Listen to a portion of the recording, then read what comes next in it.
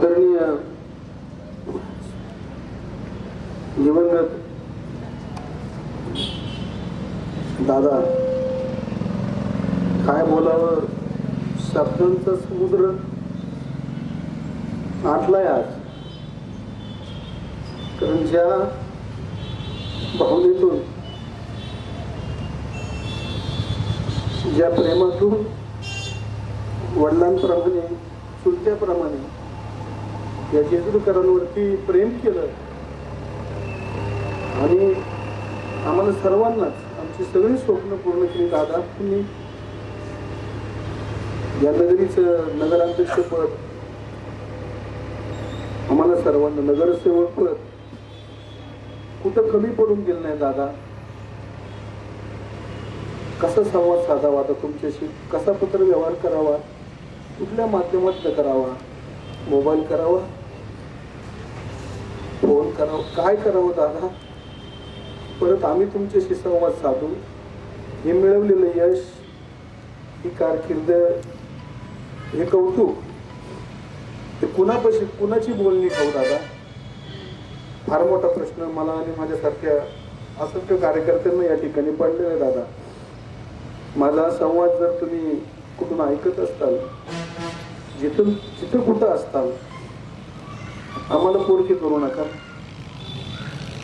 आमचं मागणं जेव्हा आमच्या जीवात जीवे, जशी आई ही कधी मुलांना, मुलं मोठी झाली तरी ती लहान होत नाही, तशी या महाराष्ट्राची तुम्ही आई आहात. दादा जरी तुमचं नाव असलं तरी आम्ही पोरके झालेलो आहे. आमची आई तुम्ही आहात. आम्ही किती मोठे झालो, वयाने झालो, या जगात असलो नसलो तरी आमचं मागणं हे शेवटपर्यंत तुमच्यापर्यंत असणार आहे. जिथं कुठं आहात तिथून आम्हाला, या महाराष्ट्राला, या खंडेरायाच्या जेजुरीला लक्ष ठेवा. तुमच्या आत्म्यास चिरशांती लागू दादा. ओम शांती. आपलं सर्वांची मागू देते. आदरणीय अजितदादा पवार त्यांचं 28 जानेवारीला सकाळी 9:15 वाजता विमान अपघातामध्ये चक्कर दिवस झालं. दादांच्या जाण्यानं महाराष्ट्राची खूप मोठी हानी झाली. आपला माणूस, कामाचा माणूस ही दादांची प्रतिभा होती. तेव्हा महाराष्ट्र हा 28 जानेवारी 29 जानेवारी 2 दिवस महाराष्ट्राच्या काळजाकोपऱ्यामधून बाळगा बघितले असतील, लोक झालेले असतील, तरुण सगळे असतील, पूर्ण जरूर असतील, त्यांनी बारामती घ्यायचे आणि आपल्या नेत्यांचा आठवणी निरोप दिला. परंतु अनेक माता भगिनी, तरुण सहकाऱ्यांना दादांचं आर्थिक भरपूर घेता नाही. म्हणून महाराष्ट्राच्या देशाच्या काळजाकोपऱ्यामध्ये आर्थिक संस्थेच्या माध्यमातून दादांच्या आर्थिक देशाच्या कार्यक्रमात पोचवल्या. आपल्या तालुक्यात देखील 3 दिवस, 3 तारीख, 4 जानेवारी, 5 तारीख आता हॉस्पिटल जवळपास 50 गावातून आता भगिनी, तरुण सहकारी, ज्येष्ठ नागरिक त्यांनी आर्थिक दर्शन घेतलं. ज्याचे भैया मी पाहिले, आजच फायदा या ठिकाणी ओळखता उतरले होते. तरुण सहकार्याला आदर होत नव्हते. ज्येष्ठ नागरिक होते. काय आपलं माणूस आपल्या घराचं कोणतं गेलं. कारण दादांनी बारामतीच्या बरोबर या तालुक्यावर देखील प्रयत्न केले. मला आठवतं जेजुरीची नगरच्या दादाला गणेशभाऊ असतील, ज्योती भैया असतील, रवींद्र असतील, उदय भाऊ असतील, त्या सगळ्यांना एकत्र लक्ष करण्याचे जे बोलले आणि पूर्ण अंतर घेऊन जेजुरीमध्ये त्या ठिकाणी दादाच्या सुद्धा शब्द आले पाहिजे. दादांचं प्रचंड भाषण केल्यामध्ये जेजुरी ऐकतात. त्या दादांच्या आवाजात साथ घेऊन सर्व जेजुरीकरांनी दादांच्या सर्व उमेदवार 17 उमेदवारांना सगळं टेकून गेलेले भैया त्यांना बरोबर घेऊन दादांच्या आव्हानांना साथ दिली असे दादा केलेले आहे. खूप मोठं नुकसान जगाचं झालं आणि म्हणून 3 दिवस हे आर्थिक नंतर आज जेजूर करा नदीमध्ये आपण आरतीचं विसर्जन करतोय आणि हे विसर्जन होत असताना थोडंसं आमच्या भावना आहेत. दादांचे विचार त्या ठिकाणी आपल्या पुढे असते.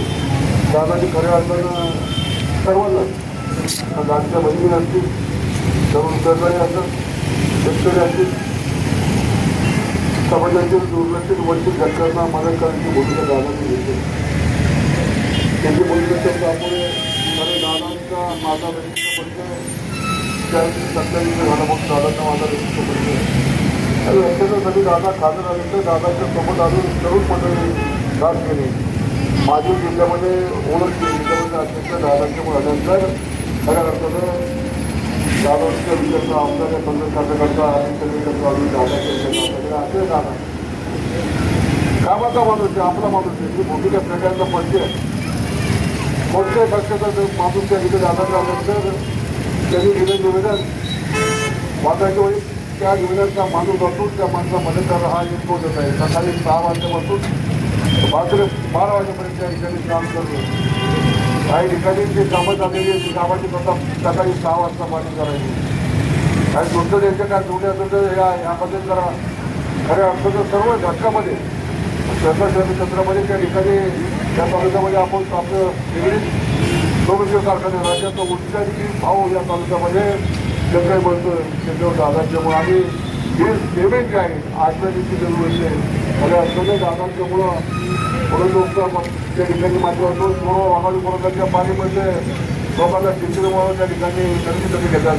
दादांच्यामुळं अनेक क्षेत्राचं कल्याण झालं आहे. माझी या निमित्तानं विनंती परवा दिवशी जयचे भैया 7 तारखेला जिल्हा परिषद पंचायतीची निवडणूक होतात आणि यामध्ये असताना दादा 22 तारखेला सासवडला आले. सायकल स्पर्धा आल्यानंतर दादा विनंती केली. दादा पक्षाच्या ऑफिसमध्ये पाहून तर सगळ्यांनी त्यावेळेस काही पत्रमध्ये दादा तुमच्याशी बोलायचे तर दादाची जी प्रेस कॉन्फरन्स फेसबुकला लाईव्ह टाकली आणि दादा सांगितलं या तालुक्यामध्ये मेट्रो आणणार, रिन्यूअल करणार, विमानतळाच्या माध्यमातून या तालुक्याचा सर्वांगीण विकास होत असताना शेतकऱ्यांना त्यांच्यावरती अन्याय होणार नाही, त्यांना अधिकचा मोबदला मिळाला पाहिजे ही भूमिका दादा मांडली. खऱ्या अर्थानं काम करणारा माणूस आणि सगळ्यात पक्षाचे राष्ट्रवादी काँग्रेसचे जिल्हा परिषदेचे 4 आणि पंचायतीचे 8 असे 12 उमेदवार त्या ठिकाणी दादांनी स्वतः वाचले, नावं वाचली आणि त्यांना विजयी करा ही दादाची भूमिका आहे.